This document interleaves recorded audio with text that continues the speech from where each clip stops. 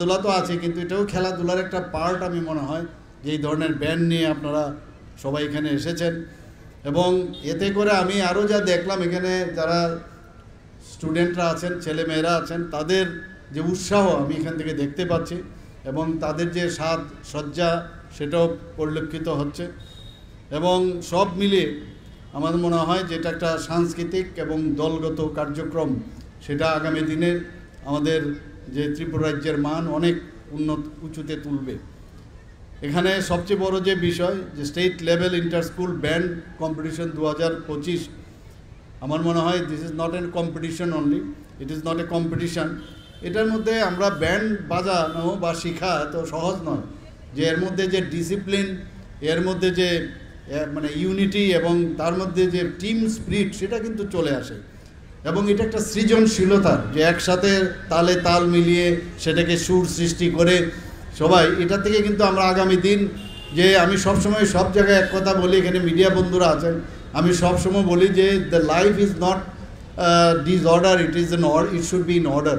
তো আমাদের জীবন যাত্রা এবং আমাদের পথ চলার ক্ষেত্রে একটা প্রপার অর্ডারে যদি আমরা যাই, তো এই ধরনের যে ব্যান্ডের মাধ্যমেও কিন্তু আমরা আগামী দিন আমরা অনেক সুন্দরভাবে আমাদের রাজ্যকে, যেটা আমরা ইউনিটি ইন ডাইভার্সিটি আমরা বলি, সেটা আমরা করতে সক্ষম হবে। এবং এখান থেকেই কিন্তু আমাদের শুরুয়াত, আমাদের জীবনের যে ভবিষ্যৎ, সেই ভবিষ্যতে পথ চলার ক্ষেত্রে এটা একটা আমাদের বড় শক্তি। এবং যে আগামী দিন যে কঠোর যে সমস্যা বাস্তবতার সঙ্গে যখন মোকাবেলা করতে হবে, এই ধরনের বেস লাইন যখন তৈরি হবে, তাহলে কিন্তু মানে নিজেকে সেইভাবে আমরা তৈরি থাকতে পারবো। আমাদের 2000 মাননীয় প্রধানমন্ত্রীজি যখন ওনার প্রধানমন্ত্রীজির দায়িত্বে নিলেন 2017 সালে, এই শিক্ষা মন্ত্রণালয়, আমাদের দেশের শিক্ষা মন্ত্রণালয় থেকে 2017 থেকে এই কার্যক্রম শুরু করেছে, এবং ত্রিপুরা 2019 থেকে আমাদের সরকার আসার পর সেখানে যোগদান করছে।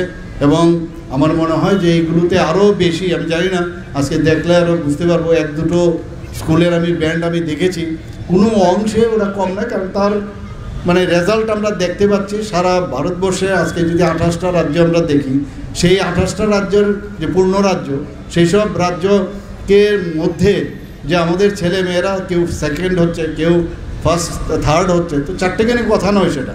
তো আমার মনে হয় সেখানে আরও কীভাবে ট্রেনিং, আরও যাতে একদম প্রথম স্থানে যেতে পারে।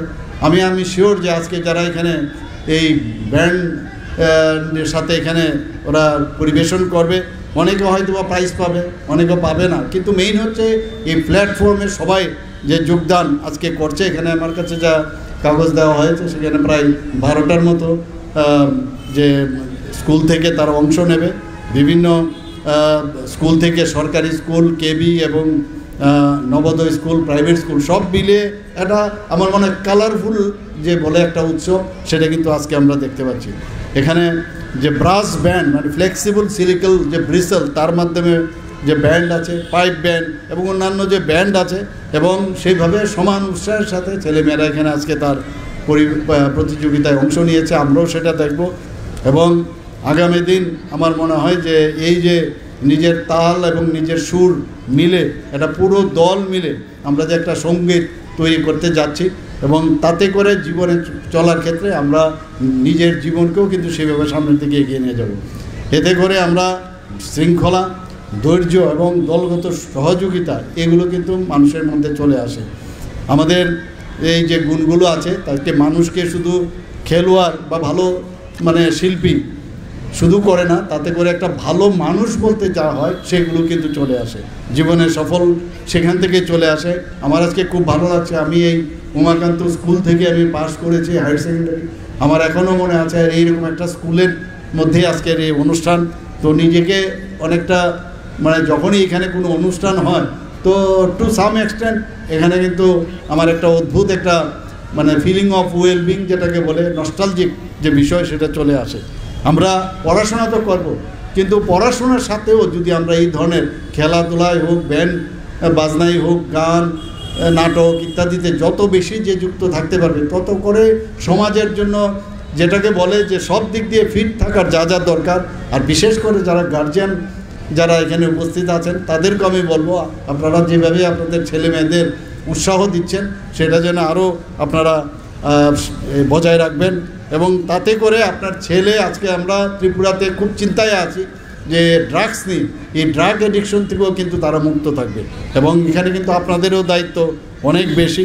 এবং এখানে আপনাদের যে স্বপ্ন, আমি যারা এখানে গার্জিয়ানরা আছেন, সেই স্বপ্নও কিন্তু পূর্ণ হচ্ছে। আমি দেখি আজকাল ত্রিপুরাতে আমাদের যারা গার্জিয়ানরা আছেন, এটা কিন্তু প্রায়ই আমি দেখছি জেনারেশন টু জেনারেশন সেটা হচ্ছে, এবং সেটা আগামী দিনেও হবে।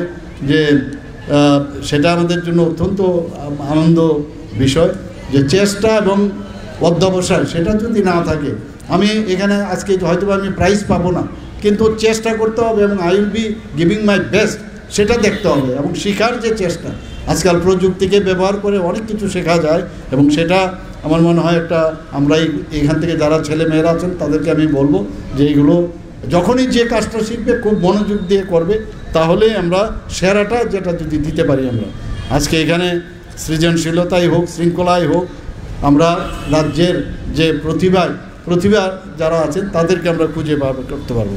বন্ধুরা, আজকে আমি আর বিশেষ কিছু বলছি না, যে ভালো করে সুন্দরভাবে পুরো মন দিয়ে আজকে তোমরা এখানে এই যে ব্যান্ড বাজাবে, এবং সেটা আমার মনে হয় আমরাও আজকে দেখব সবাইকে এখানে এই পার্টিসিপেশনে যারা এসছেন এবং মঞ্চে যারা আসছেন এবং গার্জিয়ান থেকে শুরু করে অফিসার থেকে যারা আছেন, সবাইকে আমি হার্দিক অভিনন্দন, শুভেচ্ছা জানিয়ে আমার কথা বলা শেষ করছি। নমস্কার, জয় হিন্দ। আমরা আরো একবার ঋদ্ধ হলাম, আমরা সমৃদ্ধ হলাম মাননীয় মুখ্যমন্ত্রী প্রফেসর ডক্টর মানিক সাহা মহোদয়ের